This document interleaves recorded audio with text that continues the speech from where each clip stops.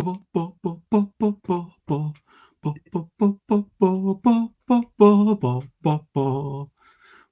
games, I'm talking vaguely about board games, talking vaguely about board games in some manner or way.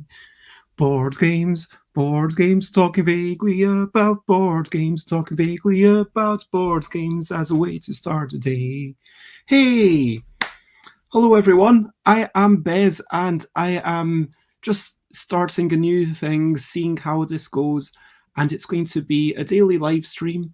And yeah, if you are watching out there, then thank you very much.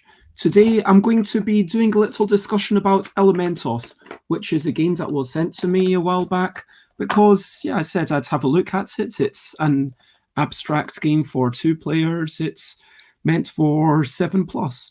And that's something that I had the chance to since play with my housemate, my nieces who are very small, as well as my other housemates, and I'm sure there was someone else maybe. But it's a nice game. We'll talk about that later. But let me talk about what we're going to do. First, we're going to talk about things that I've enjoyed, and you can join in. Then I'm going to just appreciate something, whatever that might be. There will be a moment for happy news if we can think of anything, and games that I've been playing recently, because yeah, I had a live stream last night and it's worth talking about how these games work well for video chat or don't work well for video chat.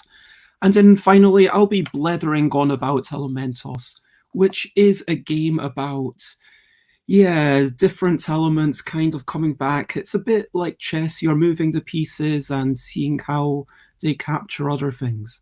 So let's start with something I've enjoyed recently. Now, I don't want it to just be about video chatting, although that is something that I have really been enjoying. But one thing that I've really enjoyed is these 10-minute exercise DVDs. So I was up in my parents' house in Christmas time and I got these DVDs. They'd not been used in decades, probably. Those 10-minute solutions, work out this way. I thought, okay, I'm going to use this one day. And it stayed in the living room down here in London for several months. And then during COVID, I was like, okay, I need to work out. I'm not going out cycling. Yes, I'm doing a bit of looping, but that's starting to lose its charm. Once you can do like 144 spins or just stay upright with the hula hoop spinning around you for literally half an hour, it's like, what's there left to do? And I don't know any like cool tricks to do with the hula hoop. It's just kind of turning ground one way or moving ground while it's going. And so it's like, okay, now I'm going to try this 50-minute solution, 10-minute solutions. And it was so good. And yeah, just having something like that, I think that is something that I've been enjoying, being able to work out a tiny bit. If that's something that you've been enjoying, maybe let us know, or if there's something completely different. But one thing that I want to appreciate is the technology that we have. So let's just talk about technology. Let's talk about audio-visual technology. I mean, the fact that apparently there's at least one person watching me is incredible. So hello there, whoever you are. And the fact that you're seeing my face, that you're seeing like, this is me, this is like me right now, and that you're hearing my voice, is that not incredible? And the fact that we can watch films, that we can sit down and watch TV, that we can, process information that from something recorded 100 years ago even. Like, I guess, yeah, are there films that were recorded 100 years ago? Maybe, I don't know if they're being broadcast, but certainly decades ago, you can see things that's from like amazing films and then just put in a disc or press a button and access the internet, and then it goes boom and you see all these amazing pictures and sounds, and it tells a story, or it motivates you to do exercise, or it imparts information. And that whole process of audio-visual stuff, I mean, that is just amazing. And I think that we all need, well, we don't need to do anything. I mean, I don't want to be one of those, oh, you should do this. But seriously, it's like, it's good for us sometimes to just say, yeah, this is such a wonderful time that we live in because we've got so much technology at our disposal and we can use it to stay connected, but also just to entertain ourselves, also just to, um, yeah, have a bit of a laugh, to watch a TV show. Or, I mean, I've had last Sunday, I just had to collapse in front of the couch and watch 10 hours of Community. And then I had like 4 episodes left, which I've finished now. And Community, by the way, the last episode is really sad, but it's a good show. So if you've not checked it out, go ahead. But anyway, back to the point, it's like this audiovisual technology, that is such a good thing. So I want to put up a banner up to say audio-visual technology is the thing of the month. So yay for audio-visual technology. Is that not incredible? And I can impart information like highlight points. That is so good. Now, if you have anything that you want to talk about, anything that you want to ask me, any like new situations, any happy news that you've got, then please let us know. And in terms of happy news, I know that recently there have been a lot of companies. Asmodee has been giving some of their games away as print and play editions. And myself, last night, just to let you know what I was up to yesterday, I was with this wonderful person, Gareth Jones, and they managed to translate Seize the Power, which is a game by Tiz Creel and myself, and put it into Tabletop Simulator. They're going to make a little bit of improvements to it, so they use a snapping technology, but I'm really excited about that. And I think that, yeah, that's something that I'm quite excited about. Games that I've played. So, last night I do a 8-10 p.m. game playing thing every Thursday. So like there's this whole clapping for the carers thing.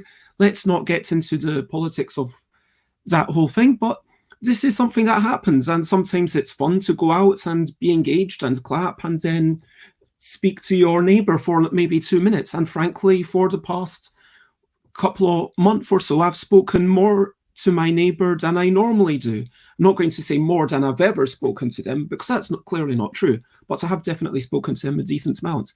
And then after that, we do this live stream. And last night, we played Balanceable, which I'm going to show you here.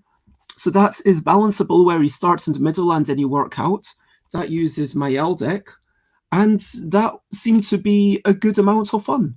And I was quite happy with it. Some people did find it a bit too complicated, frustrating. It's possible that we need to have wild cards. I mean, it's possible that Mini Muck will use that same technology, wild cards, for a lot of my games. I don't know.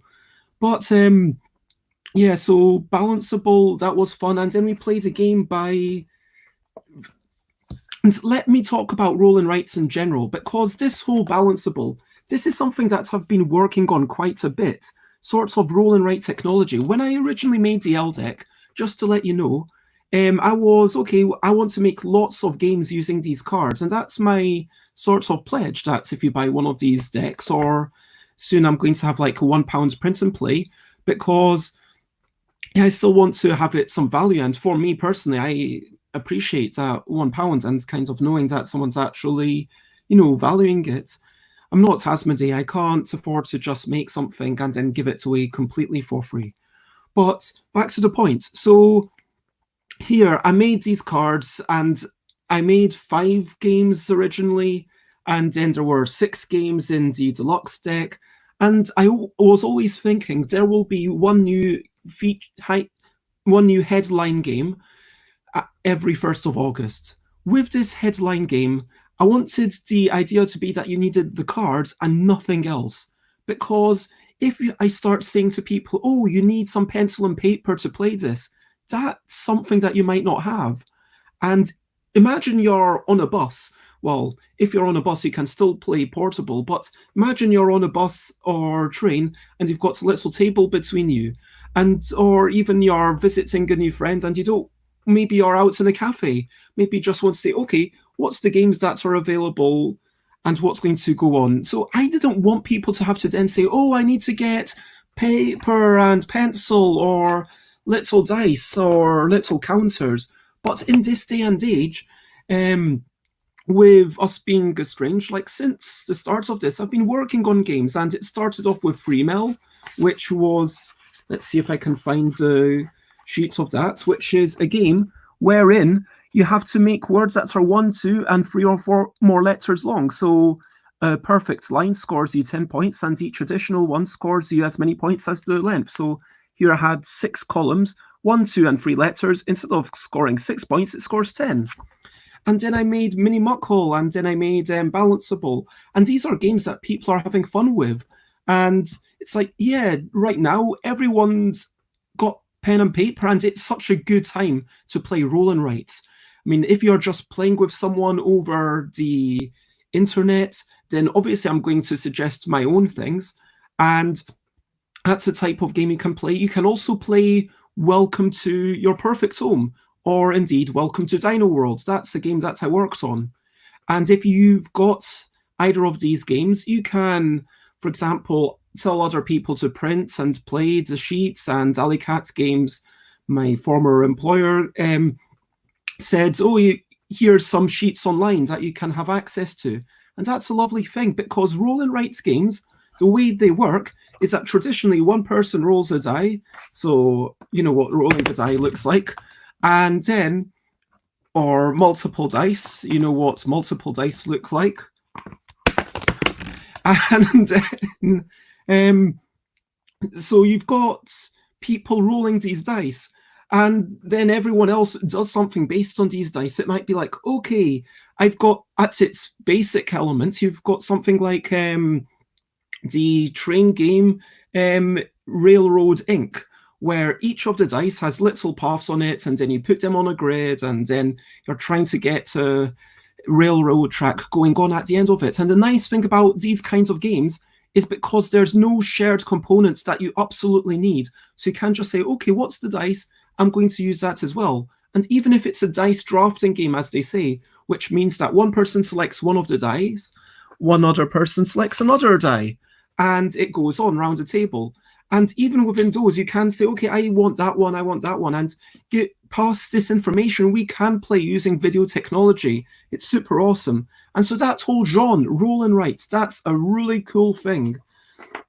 And then last night, we also played this other game, Q4E. This is a game that's by Isaac Shalev, and it turned out to be a lot of fun. Sometimes you can't entirely tell or predict the dynamics of a game until you play it. And I guess that's a thing to ponder about the whole notion of reviewing games.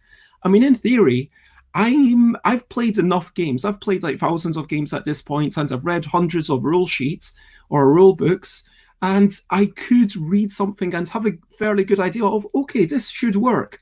But sometimes there's still scope for little bits of surprise. I mean, if I think it'll go here, it could be anywhere within this range.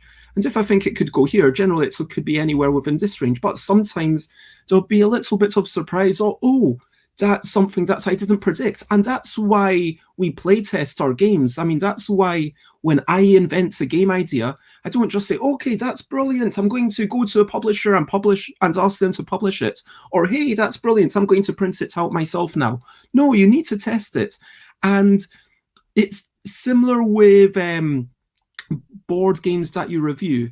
Now, there's that person, Nick, who used to work at, anyway, so there's this article that I was reading recently all about abstract games, talking about how abstract games are really difficult to publish.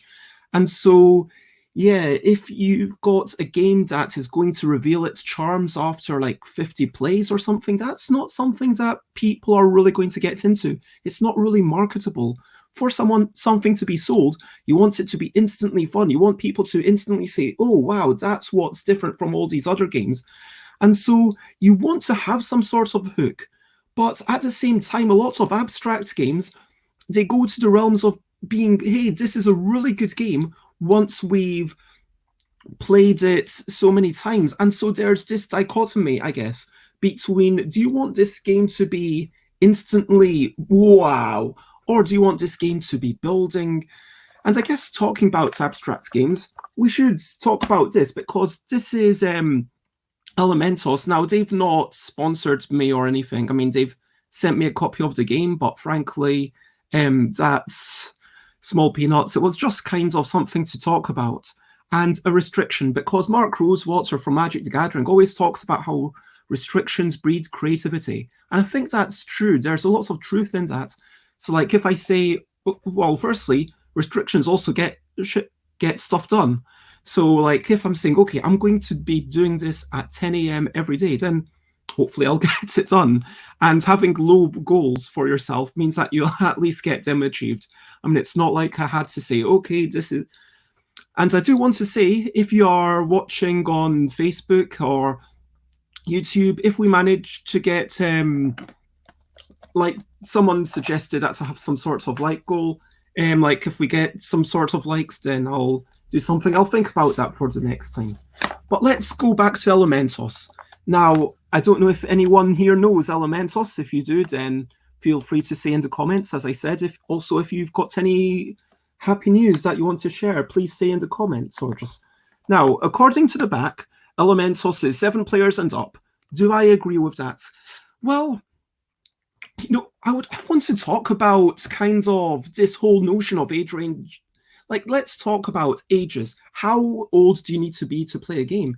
I mean, there's such a massive range in aptitude, in development, in the development of a child. I mean, especially at that tiny age when they're like between 0 and 8, like once you get to 8 and 10, I guess people are a bit more similar, like in terms of what they can do. I mean, 90% of people at least. Obviously, there's always going to be the outliers.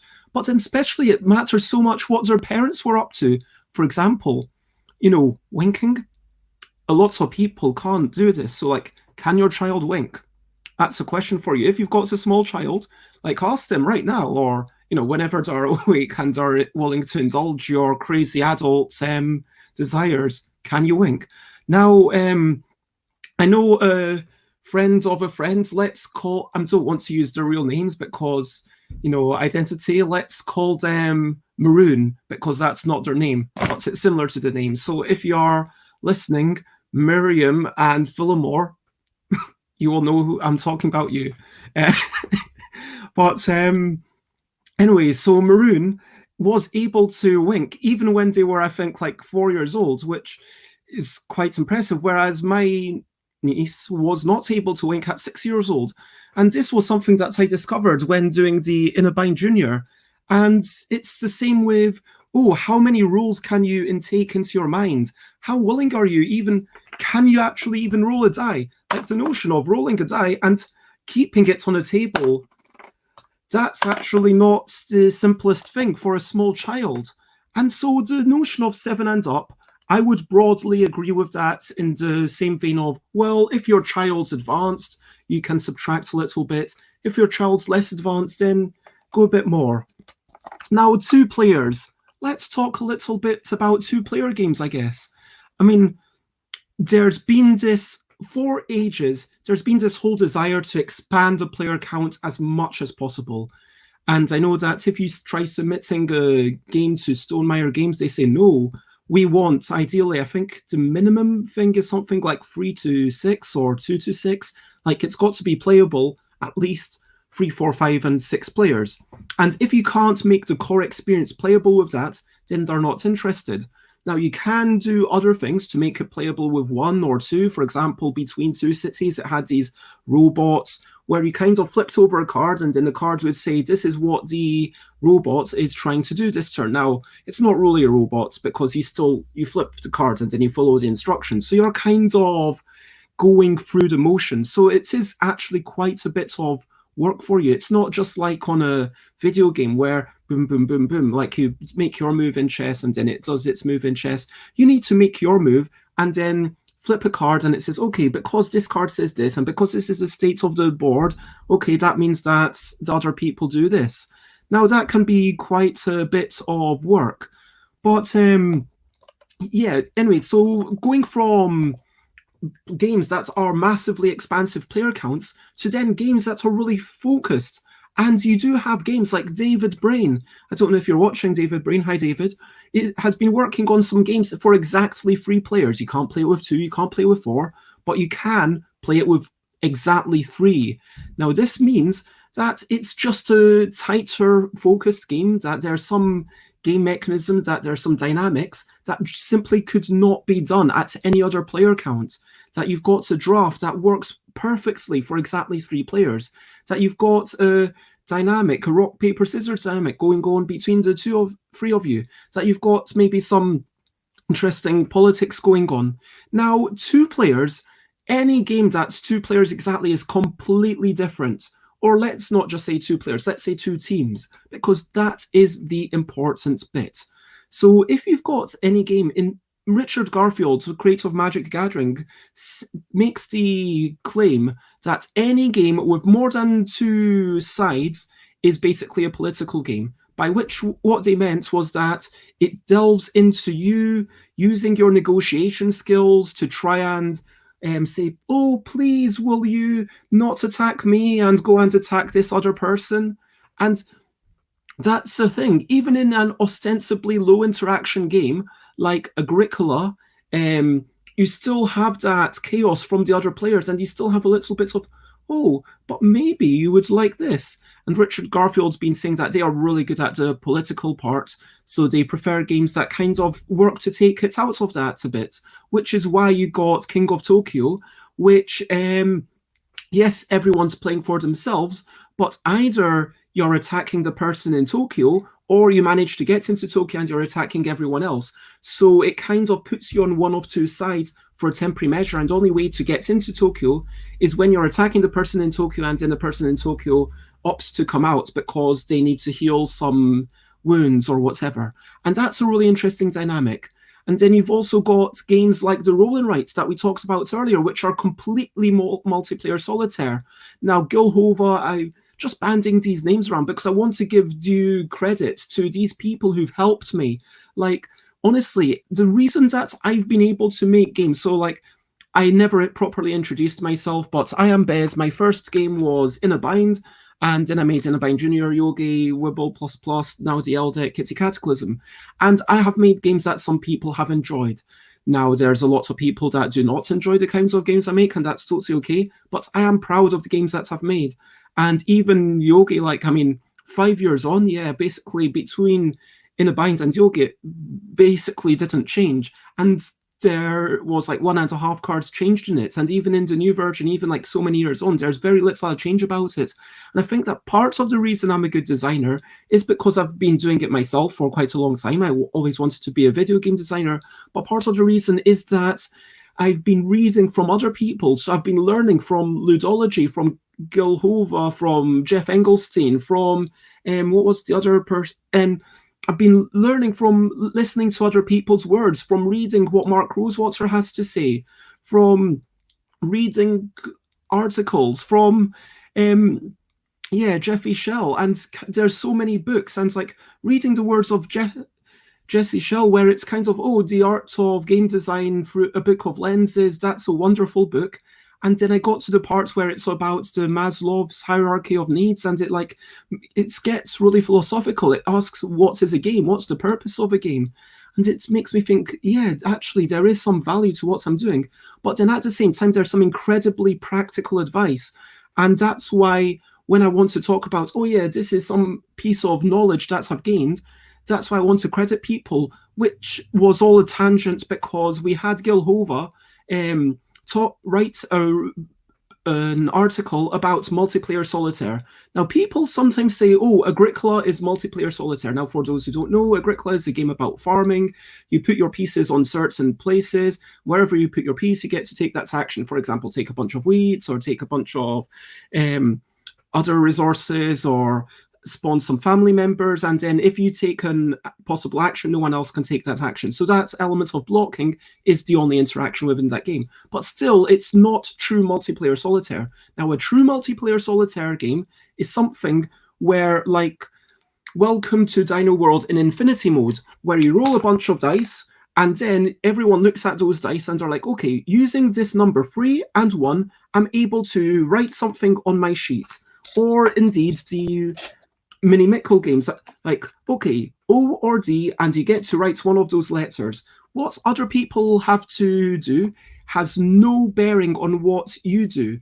And so if someone else chooses to make the word ostentatious, it doesn't mean that I get fewer points just because they made an incredible word. It means that they are, at the end, I get to compare my score to them. And so I get to see, oh, wow, I only got 13 points, but you had all exactly the same opportunities. We made different decisions, and at the end, you had 18 points. Well done. And so there's that comparison. So there is still the element of playing together, but kind of playing separately together. And that is a whole nother scope of game. I mean, frankly, those games, I think if you look at Welcome to Your Perfect Home, it might even say 1 to 100 players, which is kind of crazy because they only put 100 because that's how many sheets there are in the thing. Then takes me back to Elementos, where I was saying this is a two-player game. And the thing about two-player games is that, see, in two-player games, or any game with two sides, you want to fight the other team. So it's, let's say, in a normal game, if I can reduce your score by 1, let's say we're both on 5 points, and block you from getting 1 more point, in a game with two sides, that is as good as me getting a point. So if I've got an option to give myself 2 points or to deny 3 points from you, denying 3 points from you is clearly the better move. But in a game with 3 sides, well, denying 3 points from you, well, there's still a third person, so what about them? I mean, I've got to worry about them. And so then so two-player games, if there is actual conflict, they tend to be a lot more vicious. And even going back to Agricola, which I keep talking about, if you play two-player Agricola, it becomes much more about not just working out your own intentions and doing what's good for you, but a lot more about, okay, what's good for them and how can I deny them all the points that they might otherwise get. And this is a fundamental dynamic. So two-player games we've established are more about conflict, they're more about aggression, but they are also more about analysis and less about the people around the table. Because, hey, if you are playing this game and I play better than you, I am going to win. Whereas in a three-player game, let's say they are able, if 2 people gang up on the other player, this player is going to lose.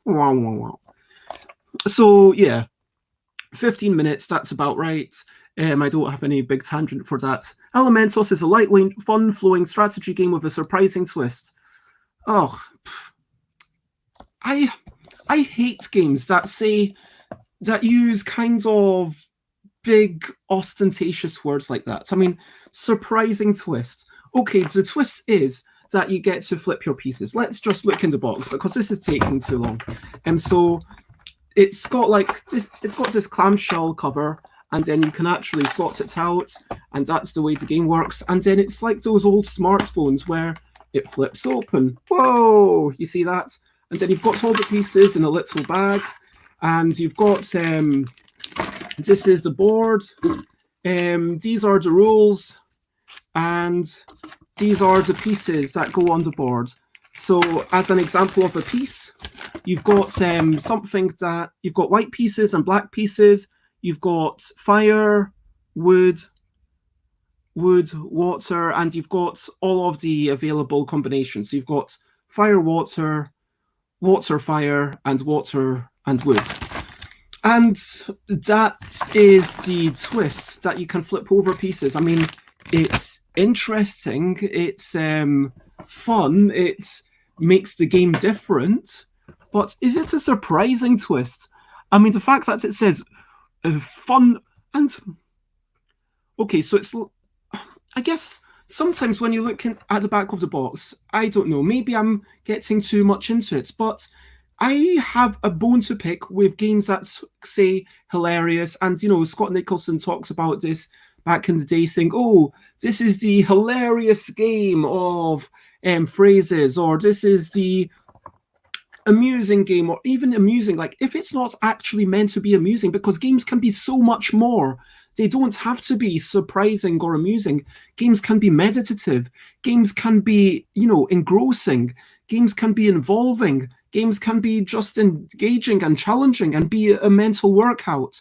And if you believe any of this, like look at Holding On, The Troubled Life of Billy Kerr, which is a game about palliative care, and you've got Swirl Mine and Freedom's Underground Railroads, and even all that stuff by Brenda Romero, which there's only one copy of in the world, which are games that really talk about weighty subjects.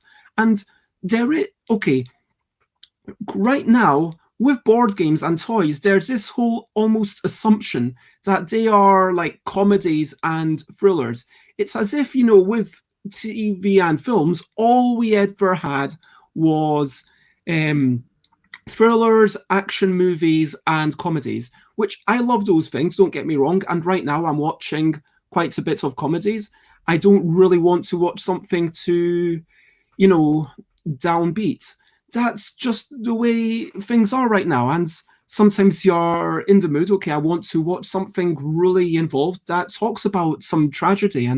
But games can be the same way. And saying something is hilarious, it plays into this trope of games are only toys, which toys are valuable, toys are brilliant, don't get me wrong, but games can be even more. Games are not a function, games are not a genre, games are a medium. And games, look at LARP. Look at LARP, where it talks about seriously weighty subjects, and people can go away crying and say, yeah, that was a wonderful LARP. It really affected me. And in the same way, I think that tabletop games and board games are going to increase. Anyway, this is a surprising twist. I think they could have said that basically you flip pieces, outwit your opponent, set traps, plan ahead, advance your wand across Elementos lands. So that's it. And it's got a basic rock, paper, scissors thing. So fire takes wood, wood takes water, water takes fire. I guess they wanted to... It's a nice way of doing the whole rock, paper, scissors thing, because I guess it's a bit more thematic and fantasy-like than just saying, okay, let's have things on with rock, paper, scissors.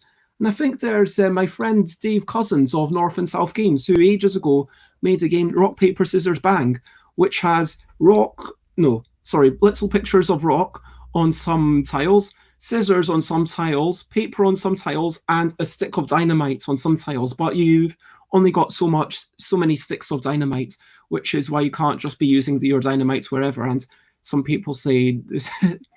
But anyway, so rock, paper, scissors, bang, it's kind of, it's very much, this game is almost like a facsimile of something else. It's almost like ceci n'est pas un pipe, that this is not a pipe painting, but where it's like, yeah, this is not a thing, but it makes you think, what are you looking at? And you've got, this is kind of a postmodern type of look at games when you're having rock, paper, scissors, and then it becomes incredibly self-referential, where then another game starts talking about rock, paper, scissors. And it harkens back to, I guess, Super Mario Brothers, where already at that point, games had evolved quite a bit. And there were some assumptions. There was the assumption that, okay, you've got the score meter here. And, I'm going to give spoilers to Super Mario Brothers. So I think it's like 30 years on. I can't really spoil it too much. But on the second level, you can go up in a lift. And if you just stay on, you don't die, which might have happened in previous games. You go to the top of the screen with your lift, then you drop down, and then you go on to the next lift, and then you drop down. And what that means is that you can hop over into the scoring area, which was crazy, which at that point, when I first saw it, it blew my mind, because I had seen video games before, I had played video games before, and this scoring area was always like an area never to be interacted with. But this was like, you could go above the screen and then go over. Like, that was boom. And Miyamoto, with that design, kind of saying, oh yes, you can go over this and then go all the way to the right and go over the entire wall and then skip all these levels. That's like that's really fun. But then that engages us because we have the knowledge of all these previous things. And nowadays, if someone were to see that, would they have the same joyful reaction to it? I don't know, because we don't have the same kind of association with We don't have the same kind of standards. Things have shifted. Things have become a bit more malleable with video games in these days. But yeah, so yeah, I think that it's good that they've got some thematic thing, and fire taking wood, that's thematic. Wood taking water, yeah, that's thematic, and water taking fire, yeah, that makes perfect sense. Now, I just seem to be doing like a insanely deep dive. I mean, I've got this legal bump. No one cares about this legal bump, but it has to be on there. Although I do see that they've got recycling bits, which is quite unusual. You always have to have no 0 to 3 for legal reasons, so that people don't choke. And CE mark is legal in Europe.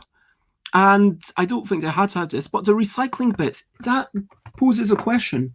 Like, how disposable are games? Should games be recycled? I mean, surely you wouldn't want your game to be recycled. Surely you'd be printing it with the expectation that it would be passed down. I mean, I've never seen a book with a recycling thing. I mean, I'm just wondering. I mean, this is a book. I don't see any recycling mark. This is a big book that I've been reading recently. There's nothing about that, about the fact that it can be recycled, although I'm fairly sure that it could be, because I guess the publisher thought that it had inherent value, that you'd never want to recycle it. And there are books that we've still got from hundreds of years ago, and I believe that's a good game. Like, hopefully one day, I mean, something like this, the tuck box, the outer packaging, by the way, this is on its way to Michelle, who won a thing yesterday, but anyway, the outer box might, because it is a bit thin, might get destroyed, but like the cards are going to stay, and if it's a good game, which it absolutely is, I think that people are going to continue playing it for eons. And like something like Yogi, where it's in a tin, I mean, that's pretty indestructible. I mean, it boggles my mind, but maybe people would be playing it in hundreds of years, coming by it and saying, wow, what's this game? And so then to say this can be recycled, I mean, recycling, it makes perfect sense to me on food, on packaging, on things that you are planning to throw away. Like if I buy a tin of soup, I'm not going to keep the tin for my tin collection. That's not what I'm going to do. If I get, a jar of mayonnaise, I'm interested to know, can the top be recycled? I genuinely never know. If you know, can the top of a jar of mayonnaise be recycled? Tell me in the comments. And so, yeah, it's like you've got the glass that can be recycled. Okay, great. And then you've got the metal bit. Can this be recycled? Because again, I don't want to keep every jar. Yeah, we've kept some jars of honey just so that in case we want future spices or something. But we don't need in all the jars. We don't keep all of them. Most of them go into the recycling because they are inherently, their purpose was to contain something. And then that's their purpose gone. And we don't have much reason for we don't use, or we aren't able to reuse as many things as we buy, sadly. And so yes, we recycle them, but with a game, recycling, that seems to me to send the wrong message. And it's a really small thing, but this is the way we're going. We're over analyzing everything. The publisher is Title Games, apparently. Title Games Kfar Mordechai, Israel. So this is really interesting because there's not so lots of games that come out of Israel. So Elementos, it's a game by the Israelis. Game design Sharon Katz, and titlegames.com, made in China. Now, China is just where most people print their games. I personally do it in Poland because it's cheaper to get over. And of course, you've got the little barcodes. It does seem kind of, maybe the barcodes could have gone here. Like I'm moving toward, I am really unhappy with my own packaging. I'm moving away from having, just to let you know, I had that and I realized, oh man, all this stuff should be on one short side. So that's the way I'm going to do it in the future. Anyway, this is just the packaging. This is not what's important. So we've got, yeah, sorry, I'm just popping that back. The point is the game and the rules of the game. So this is Elementos. You've got these two sheets of rules, and each sheet of rules is in two languages. So we've got English here, we've got French, we've got Spanish, and we've got German. And hello, Alan. Great to see you in the comments. Thank you very much. I'll get to your comments after I've finished reviewing, blethering about this game if I can in a minute. And when I say in a minute, we'll see how long that lasts. But I want to talk about these rules, because rules. Now, there's a real question. How many possibilities within your game do your rules need to cover? Now, I used to absolutely adore Jungle Speed. This was a game that I got to play at the highest level. Like, I was literally controlling 2 piles, one with each hand, and then everyone else would just have one hand, and I would have to get rid of both my hands, and I would still win and beat everyone else because I was that good. I knew all the patterns. And then we got to the situation where we had, eventually, after hundreds of games, we had little corner cases. I was, oh wait, that rule didn't actually cover it. Okay, we're going to have to house rule it. And if I want to play a world champion of this, we're going to have to cover it. Now, this doesn't cover stalemates. And I think that this basically leads me to my major complaints with this game and my major realization that I don't like games as much when you're moving pieces around. Now, broadly speaking, there's 2 types of, like, let's call them abstract strategy games. You've got games where you've got a board. Why is that? You've got a board and you're moving pieces around. So that involves things like drafts, where you're moving diagonally. That moves chess, which everyone knows, and also backgammon. I mean, backgammon's a bit different because it only pushes it around one way. But everything else, you've got the option of going multiple ways, and that means that you've got a potential stalemate issue. Whereas Go, for example, where you're just placing things, that means that the board is inevitably going to get filled up, and the board is going to get inevitably pushed more and more towards an end state. Whereas in this game, just to let you know, the way it works, as a very broad aspect, you've got 2 pieces coming together, and then you need to have, and pieces can take whichever way, diagonally, but you need to have something that beats the other. So you need to have fire beating wood. That would work. Or in this situation, this one could flip over to save itself. And it's got the stalemate rule of, oh, well, if you keep flipping, like if this went, well, let's say it was fire. Let's say it was like this. So this flips here to wood, this flips here to wood. Now this flips here to fire to beat that. This flips here to wood, water to beat the fire. And then the rules do say that you need to finish on a situation where they're both the same. And that's a good resolution of the rule. And I like that. It wasn't brilliantly stated in the rules, but let's not get bogged down in the rule sheet. Let's just focus on the actual game. But the other thing that you could happen is that you want to just keep moving left and right, because you do have the possibility of moving right and then moving left, because sometimes you're in a situation where nothing that you do will actually benefit you personally.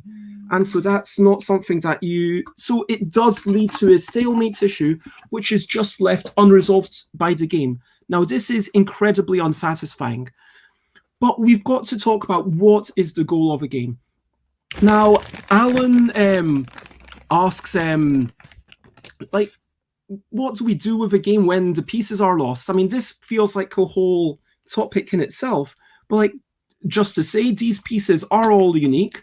So there's like fire with wood, wood with water, wood with fire, and you've got a number of each. It's very specific what you have. And so if you lost one, then the game would absolutely be unplayable.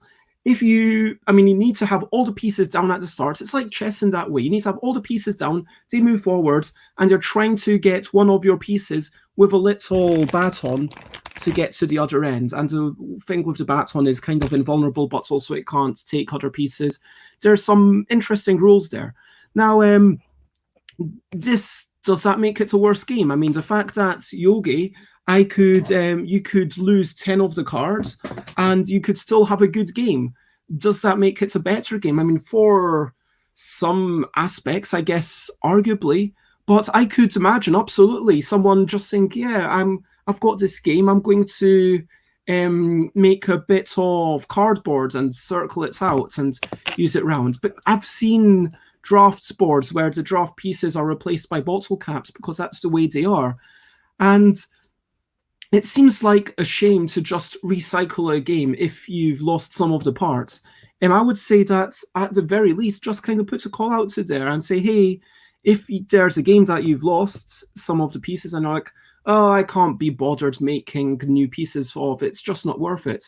At least say, hey, anyone, does anyone want this thing? I mean, there are things for free cycle, but then I guess there's a question, does putting it into another copy of the game, because potentially if two people have lost different pieces, then combine it into a full copy of the game. But then you've got crafting measures. You could make them into earrings, or you could make them into whatever.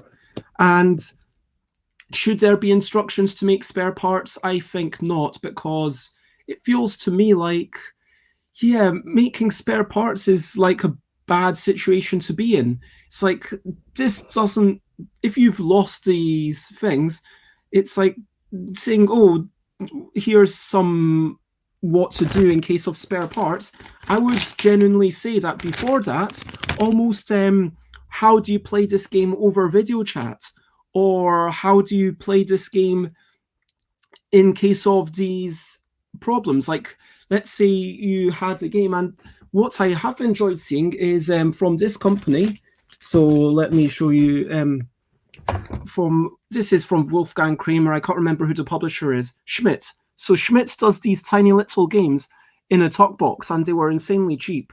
And they've got lots of rules in them, and Habba also sometimes does this, where they say, okay, if you've got like the youngest players, like for 4-year-olds, you can just do this, just stack the pieces on top of each other. That's totally fine.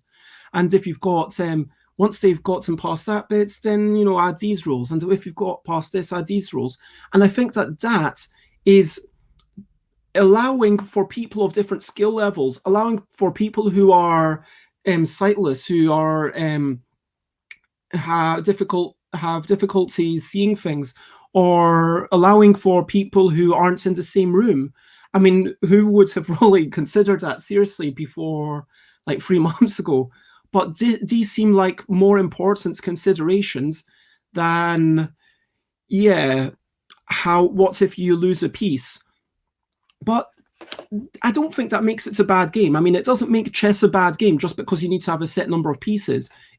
I mean, Go, all the pieces are identical, but in theory, you need, like, I think it's 380 stones. Like, if you lose some, then it could be a problem if you actually ever get to the end game, but it's probably not going to be. But it doesn't make it a bad game. The game is the experience of how it works in the middle.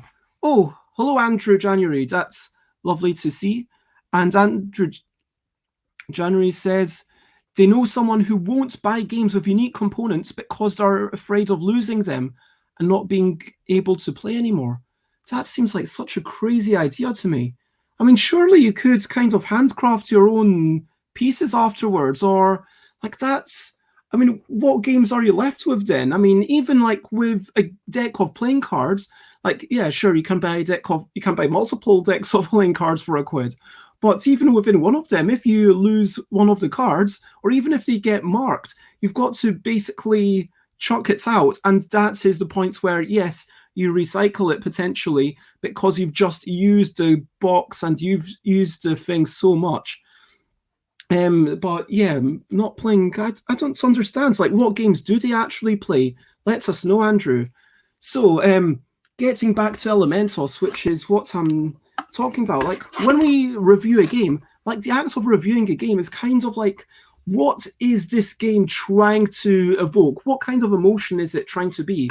Like, someone talked a while back on the Snakes and Lattes podcast about how when they teach people games, when they say, oh, do you have any games? They'll say, oh, what are you in the mood for? Are you in the mood for something where you're laughing? Or are you in the mood for something where you're pondering? Or are you in the mood for something where you're being sneaky? And it's fundamentally, games are about facilitating experiences. Games are about making us think, making us do things, making us do actions. And same with stories, same with films. It's not about A did B. Yes, you can have a nice joke. Yeah, in the story of Mullen Nasruddin, the punchline is, you've got the repetition, and but it's a tool. And the tool is to kind of aid the final result. And the final result is basically either a laugh or which it's not just about the punchline, it's also about the setup, and or it's about the emotion or the contemplation or whatever, or the sense of comfort that I get when watching Community. Although now I've finished that series and that makes me a little bit sad. Anyway, so talking about this. So this game is all about contemplation. And firstly, I want to ask, is there a good amount of contemplation here? And yes, there is. There is the aspects of forking, which is when you've got, oh, I'm here, and so you've got the aspects of, okay, here I take that bit, and then that takes that, and that takes that, and like kind of setting up this big chain of events where you've got like different things going on. Like, okay, here you've got fire, and then I come up with my water, but then the oh sorry, that should be black. Let me pour out a few pieces to help me make these examples. And then someone else comes out with the water to say, hey, with the water, and I'll tilt this a little bit down so you can see better. So, hey, the water might take your fire, and then the other person moves their tree forward, because now if the water, oh sorry, that should be, the white moves their tree forward, saying, oh, we can, and then we get into these kinds of planned chain reactions, and then maybe blue even now finally moves their fire, black moves their fire over, and then at this point white doesn't know what to do because they can't just move their, I guess they could have a water here, and it's, yeah, there are these elements, and the game is simplified. The game is simplified because all the pieces move the same way. There's a little one with a little magic wand that makes it invulnerable and also invincible and unable to take things, and you've got to get to that to the other side. But fundamentally, because all the pieces move the same way, but then the flip, actually what they are gives it another dimension. And the flipping is an interesting move, but the problem with this game, the same problem with chess, but at a higher level, is that you get into those stalemates. And that is frankly the thing that, for me, I feel like as an adult, I would no longer choose to play this game. That is honestly my review. Fundamentally, my 1 minute review. Do I like this game? Yes. Was it made well? Yes. Are the components good? Yes. Were the rules written well? Would I choose to play it as an adult? No. Did I have fun playing it with my nieces? Absolutely. Will I send it to my nieces because they will enjoy this game? Yes, I will. I will be posting this game to my nieces in Germany because it's a very good game, but it's not just for me, and that is the game of Elementos. That is my actual review. And if you want to know more about how it's played or whatever, kind of go onto the website, because I'm not here to tell you how a game's played. I'm just to tell you how it made me feel, because surely that's more interesting. And there's definitely times when I've played, and I've been playing with, I played with one of my siblings. My sibling is really good at chess, and we played actually, I think 4 or 5 games, because we're like, all right, would you be willing to play this game with me to really kind of see how much depth it has? And it felt like we were getting to a point where we were interested by its depth. We were keen to uncover more, but we kept getting against the rules of, within like just a couple of games, this stalemate position where I didn't want to move forwards, or Ash didn't want to move forwards, and so we're moving back, and it's like, surely the rules should have addressed this, for goodness sake. I mean, and that's why I feel like, I don't know, was it just not tested enough? Did they not think that they needed to have a rule covering it? I mean, yeah, I don't know. I mean, do you think that a game should cover every eventuality? I mean, I probably don't think that's absolutely necessary. I mean, like, I don't cover the eventuality in Yogi of, oh,